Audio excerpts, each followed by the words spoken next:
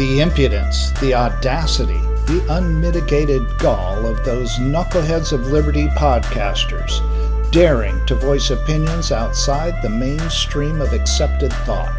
Listen if you dare. It's angry, it's funny, it's even sometimes sad, but it's always based on freedom and justice, as you will see. Here's our host, Jason McPhee.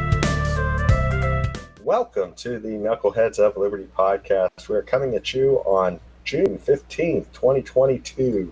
And I tell you, today's been a day of technical difficulties. It feels like there's less work in here than in the Biden administration.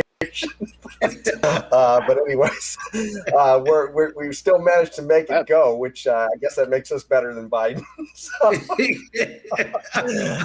But anyways, before we get into the show, let me introduce you to our panel. In our upper left-hand corner, we have Leon, the word Brathwaite, last word in Liberty. He is a retired engineer in the state of California.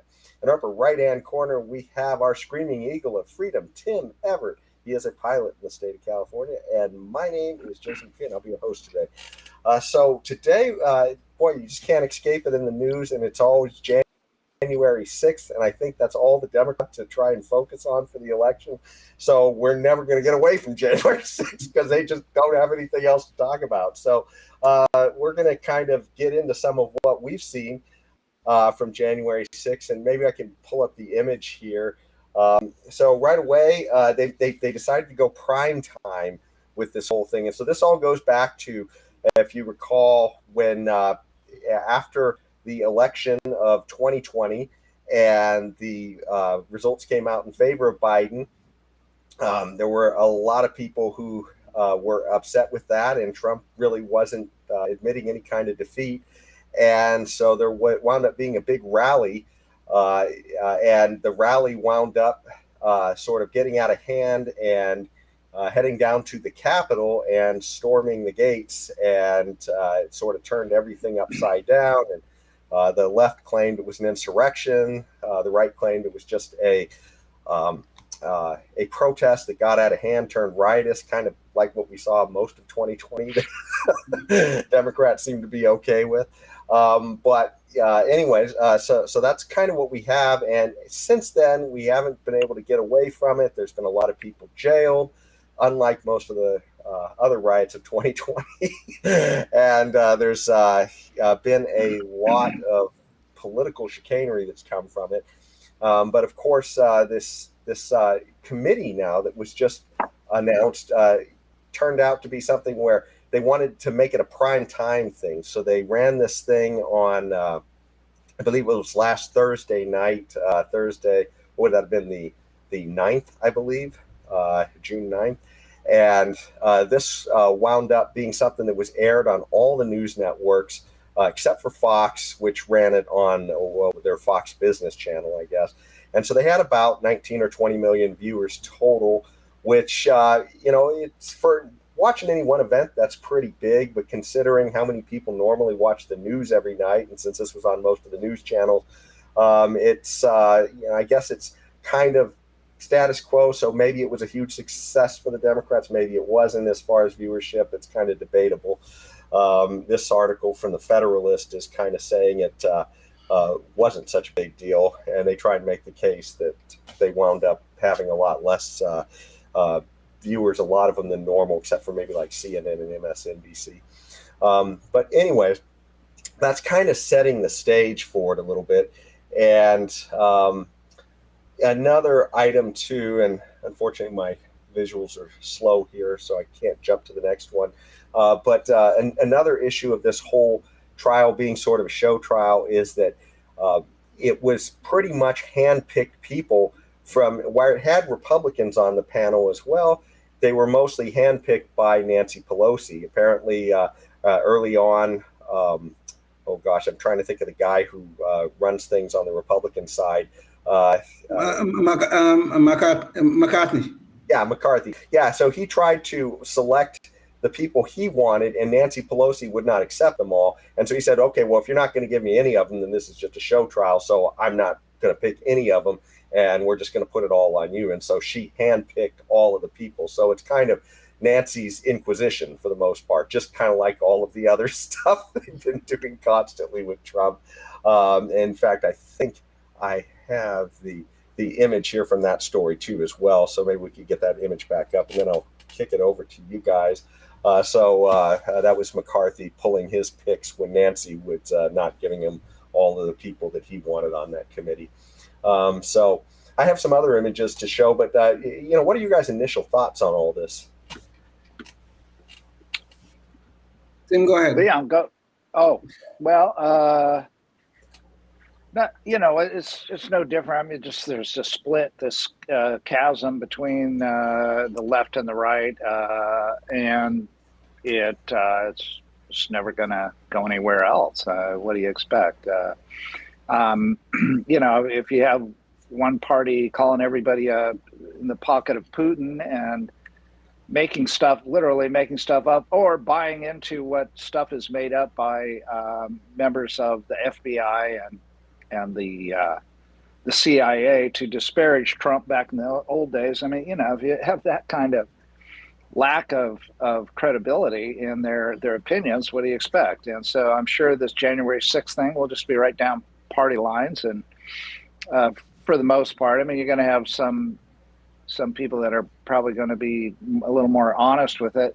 And those would probably be Republicans on the most part, that are saying things that maybe Trump said or did, or other people said or did related to this January 6th thing, that were probably, a little bit closer to the truth. So I don't know. I just don't see it as anything but, what you would want to expect, or you would expect, not want to expect, but you actually expect from the behavior of these people in Washington. That's about it.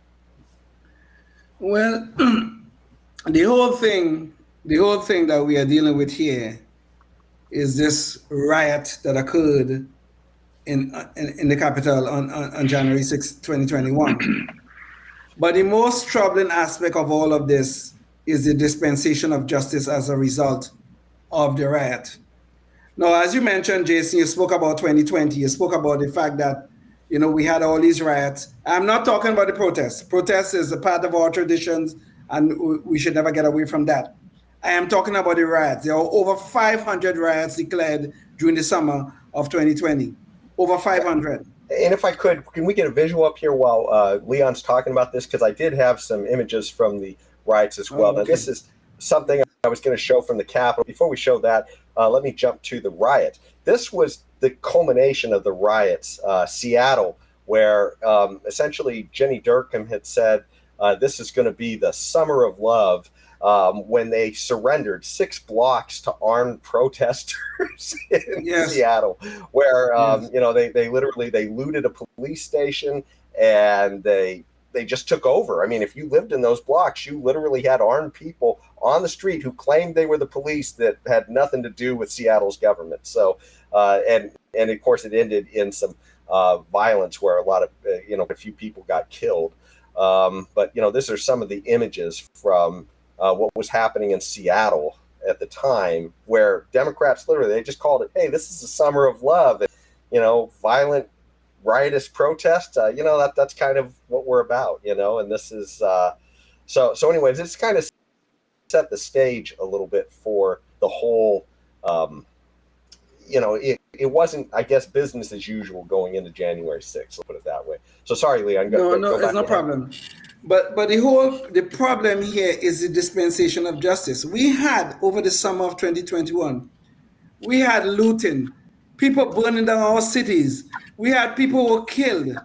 And how many people have been arrested to date? How many people? All because the summer of 2020 was classified as a mostly peaceful protest in the name of social justice. That's what it became, in the name of social justice. So in the name of social justice, we can tolerate the amount of lawlessness we saw. Then came Capitol Hill in very early 2021, and all of a sudden, everybody, all the Democrats, all the leftists, all these people who were cheering on the looting and the arson and the murders, all of that which was going on in the summer of 21, those people now become people who believe in law and order. They wanted all of those people arrested, and they were. They have been charged. Lately, there's somebody been charged with sedition. All of these things, whether you're looking at January 6th or whether you're looking at the summer of 2021, all of these things were attack upon our sovereignty, because we own Capitol Hill and we own all of the businesses that were burned, all of the streets that were damaged, all the people that were killed. They were all part of our sovereignty. Both were attacks upon our sovereignty. And you know what happened? The left is now treating the summer of 2020 as something sacred. We cannot attack that. But January 6th, that was an insurrection. And the other thing too that is most disturbing about this, everybody's talking about Trump's responsibility during the January 6th riots on Capitol Hill. Well, Trump is not the head of the legislative branch of government. He's the head of the executive branch of government. He has no responsibility for the security of the Capitol. That actually is Nancy Pelosi. And nobody is investigating her role or her lack of being a leader in terms of managing the crowds at the Capitol on January 6th. Nobody's talking about that. And that is why she rejected the picks of Kevin McCarthy. She rejected them so that she could put her own people in there. I'm talking about the Republicans she put on the committee. She could put her own people in there so they could cover up her lack of leadership for the security of the Capitol on January 6th. They're just trying to cover it up. So this is nothing but a show trial, and it's not going to get us anywhere. Yeah. Maybe if I could get sorry.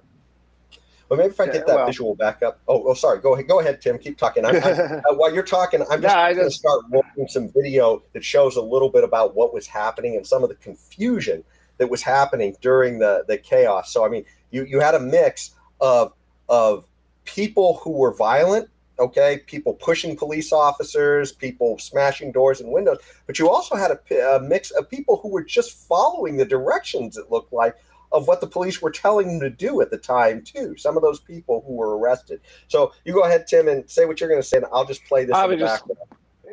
Just going to mention that it sounds to me like Leon is saying that there's a lack of consistency between the two sides here as far as the prosecution of for these crimes.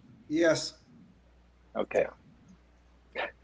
And one of the things I'm stating the obvious. Yes. If we look at this specific spot, I was just going to say this specific spot in the video is actually showing. This is important. Police were literally just letting people in through the gates at this point. So I wanted to now here people. It's not quite as clear, but you could see different spots in the video where in some people were sort of ushering people in, and then some people were literally, sort of struggling and fighting with the cops. So go ahead, Leon. No, and even you go deeper into this thing. Ashley Babbitt was killed by a Capitol Hill police officer on January 6th. Now, I am pro law enforcement. If they have to do their job, I expect them to do it. But that killing of that woman have not been properly investigated. She was unarmed, and we love to talk about Black Lives Matter. Unarmed black men are being killed by the police all over America. We love to talk about this, but this was an unarmed white woman, so I guess her life don't matter. And that is not being properly investigated as to why that police officer thought it necessary to shoot her in her head and kill her. We don't even know that. Well, that was the irony. Sorry. No, go ahead. They did decide that there was no wrongdoing by that guy, even though that guy has a very shady record of his ability to utilize a firearm and his decision-making process too in the past. So he is no, white knight in shining armor. That's for sure. Well, that was the irony of ironies of the whole thing, because the entire summer that the message had been police overuse of force, and then to have this whole thing wind up flipping on a dime where suddenly the Democrats were calling police overuse of force in the case of shooting unarmed woman Ashley Babbitt, who was a protester there at the Capitol. Suddenly, the police were heroic in shooting her. Exactly. And they were interviewing her, this Officer Byrd, saying that, he had saved countless lives. And NBC interviewed him, and they weren't skeptical or critical of that at all. They just sort of were adoring and, going on. Well, wasn't she white? Yeah. She was a white woman. She was a white woman. And a military veteran as well. So. Oh, well, maybe it's okay to shoot a white veteran. Was the shooting officer, was he black? Yeah, he was a black guy, yes. Oh, maybe it's okay for a black police officer protecting the precious lives of all our fearless leaders to shoot a white woman veteran, unarmed white woman, unarmed. Maybe that's okay, but you flip the whole scenario and it's suddenly a major deal. Is there racism involved there? I'm not sure. Oh God, there's always racism from the left. But the thing is though, I am not suggesting in any of my comments here that I agree that the riot should have taken place. Those people breached the Capitol and it was wrong. I just want to be clear about that. However, what I am talking about is the dispensation of justice as we are seeing, as it's being played out right now, as compared to what happened in the summer of 2020, where there's a lot of things that should be prosecuted. A lot of people should be arrested, and many of them should be prosecuted. And up to now, we're not seeing much of that. There have been a few here and there, but certainly not the kind of numbers we've seen out of the January 6th riots. Well, including 2 banks burned to the ground close by my house that no one has been arrested for. Burnt to the ground. How do you burn a metal structure down to the ground? But I went by and saw them myself. They were flat as a pancake. Jesus Lord. Well, if we could get the video back up, there's another point I wanted to bring up as well that was a big problem with this. Now, I stopped the video before where they got to this point and they said 5 people died during the riot. This is some YouTube channel called On Demand News. Now, this seems like this was probably put out pretty close to when it happened. So, you can forgive them a little bit for getting some of the details wrong. But the fact is that the networks had a lot of the details wrong. They claimed that 5 people had died during the riot. Quite a few of the networks came out with this. They also, and I'm going to let this go just a little bit because they're going to talk about Ryan Sicknick as well. And they're saying that he was bludgeoned to death with a fire extinguisher during the riot, which also came out to be completely false story afterwards. He died of a stroke the day after the riot. The next day. So, so I mean, these are items that are just, that the media was spinning this narrative constantly with it, where a lot of the facts were just plain wrong. And it's funny, some of the networks are still getting that wrong. They're still reporting that police died during this riot, which did not happen. I mean, there was some who committed suicide at some point later. Well, I mean, hello, if anybody who's ever read a Joseph Wambaugh book knows that there's some police who do commit suicide. Indeed. It's so hard to say. Indeed. Yes. Exactly. So, just the idea that tying all of this to January 6th is pretty crazy. But I mean, this is the problem, right? When you have an investigation that's not a bipartisan investigation, this is the problem.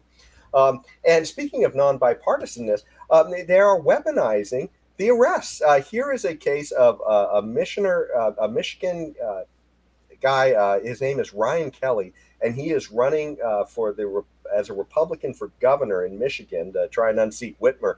And they arrested him just recently. They arrested him last week. And part of the reason they arrested him was because they said they didn't claim he went into the Capitol, but they claimed he was on the Capitol grounds during that time. So therefore, just round them all up. This is insanity, right? Just sort of go in. You want to talk about interfering with elections. This is pretty creepy stuff. You guys have any thoughts on this whole Ryan Kelly thing? Well, I want to know: are we still in America? Okay, are we still a constitutional republic? Nobody is claiming None of the FBI's documents that they filed on this case said this guy entered the Capitol. He was outside. He might have been on the ground somewhere close to the steps or wherever it was. Nobody's claiming he entered the Capitol, but yet they're arresting this guy, this particular guy. Why? Okay, just because he was he's not denying that he was in the rally. He's not denying that, but yet they arrested him. What's going on here? Are we still in a constitutional republic here? No. Where are we, in China or North Korea? Where are we now? We're not. We're in a totalitarian, increasingly totalitarian regime, top down, centrally planned. That's what they want, and that's what they're getting. This, back to the old original way of running things, where you had one guy or a conglomeration of selected, elected, or however you want to call it, people that run everything, and their political opponents are going to be arrested, and they're going to be trumped up charges and all this kind of stuff. Yeah, that's you're thinking of the old America, Leon. That's dead now. It's gone. After COVID, it's totally gone. Sorry, I'm just cynical. I know that's the way it is. But there's a side issue here. I don't know what's going on here. The side issue here that is not being investigated, I don't have answers. But there's also another side issue, which is the role of the FBI in those riots. There was a guy by the name of Ray Epps, who we have on video. I think it might have been even the day before the actual riot, might have been on January 5th, on video, encouraging people, we have to go into the Capitol. We have to go into the Capitol. That's what he was saying. He's on video saying this. Somebody, I don't know who took the video, but it's on video. It was showed on Fox News. And nobody's investigating this guy deeply. It is claimed, and I don't know if this part is true, that this guy was an FBI informant or is an FBI informant. If he is or was he working for the FBI that day? We don't know. But he is on video encouraging people to breach the Capitol. There he is. And he have not been arrested. Notice, he have not been arrested. Okay? He's on video making claim, telling people to breach the Capitol. This other guy from Michigan, he was just on the Capitol grounds. The guy on Ray Kelly, or Kelly, whatever Kelly his name was, he was arrested for being on the Capitol grounds. We have somebody actually encouraging people to breach the Capitol, and he have not been arrested. Well, doesn't that look a little bit suspicious? And what kind of cements this as well is this whole Whitmer thing that happened. We talked about this on the show earlier, where there was a plot to kidnap Whitmer, but it turned out there were more FBI agents involved in the plot than there was actually conspirators. So it's kind of crazy. So I mean, when we start to talk about some of this issue with, hey, this is kind of weird that you could see people on video encouraging this and they're not being charged. What's going on here? But before we run out of time on the show, I wanted to, and maybe we could get that visual back up. I wanted to talk about what's the fallout of all this going to be. Essentially, this is kind of let's get Trump. This is the never-ending let's get Trump thing, and as far as things go, it's quite possible that this will do some damage to Trump because, after all, it is a one-sided argument. And maybe Trump deserves some of this. Maybe some of these are legit things that they're talking about. But it's just kind of hard to buy into it completely when we know that this has been 4 or 5 years of witch hunts, one-sided, that abuse of power. But that said, suppose they do damage Trump. Are the Democrats really going to be better off if they damage Trump? I would think the guy they want to run against is Trump. To me, if they get DeSantis, I think that there's no chance they're going to win. DeSantis has actually performed well during the COVID lockdowns, and he doesn't have any of the baggage of Trump. So are the Democrats really getting what they want here? You guys have any thoughts on this? Don't tell them. Don't tell them. Let them do it. Just let them do it. Who cares? Let them hang themselves, right? Let them hang themselves. Yeah, exactly. Exactly. Let's let them go. Yeah. What do you think, Leon? I'm sorry, Tim, are you done? I'm sorry. I'm done. Yeah.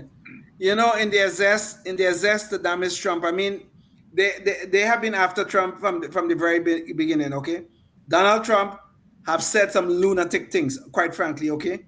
But he did accomplished quite a bit during his 4 years as presidency, as the president. And these people from the very beginning have been out to hurt him, have been out to damage him, as they try to remove him from the presidency in every which way they could think about. They were not successful. They twice impeached him, the only president that ever happened to. But you know, they may help the Republicans. They may hurt Trump eventually. They probably might. They might succeed with this January 6th Select Committee nonsense. They might eventually succeed in damaging and hurting Trump's image.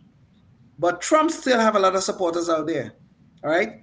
But if, as you suggested, Jason, instead of Donald Trump, we see the emergence of Ron DeSantis, who's probably the best governor we have in America today, they may regret the attempt to hurt and destroy Donald Trump. Those leftist Democrats, they may regret it. They may come to really regret it because they probably are helping the Republicans in their quest to retake the federal government. Well, the fruits of TDS, but let's jump to the Knucklehead Noise Patrol because we're almost out of time. And this leads right into how much confidence do Democrats really have in Joe Biden? And AOC was recently on CNN, and she was being interviewed, and they asked her, well, are you guys going to endorse Biden? And what she said was, well, we'll cross that bridge when you get to it, or when we get to it, she told Dana Bash. But I think if the president has a vision, and that's something certainly we're all willing to entertain and examine when the time comes. So Dana Bash said, that's not a yes. And she said, I think we should endorse when we get to it. But I believe that the president's been doing a very good job so far. And should he run again, I think we'll take a look at it. Shining endorsement of Joe Biden from their own party. They can't even get behind the guy who's currently at the helm. What do you guys think about that? Typical. I think the lack of endorsement is quite telling, you know. And you know, for once, I have to find something, a small part of a statement. I have something that I agree with this idiot Ocasio-Cortez. She really is telling us she thinks that man is an idiot and is not worthy of any endorsement. She's telling us that, and I agree. So I find something that I could agree with the idiot on. So 3 cheers. Good going, AOC. Thanks for telling us. So you have an idiot disparaging another idiot.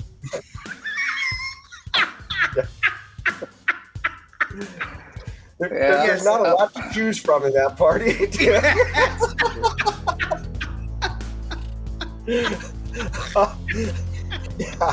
Yeah, but I almost think we might be better off with Biden than her. So I don't know.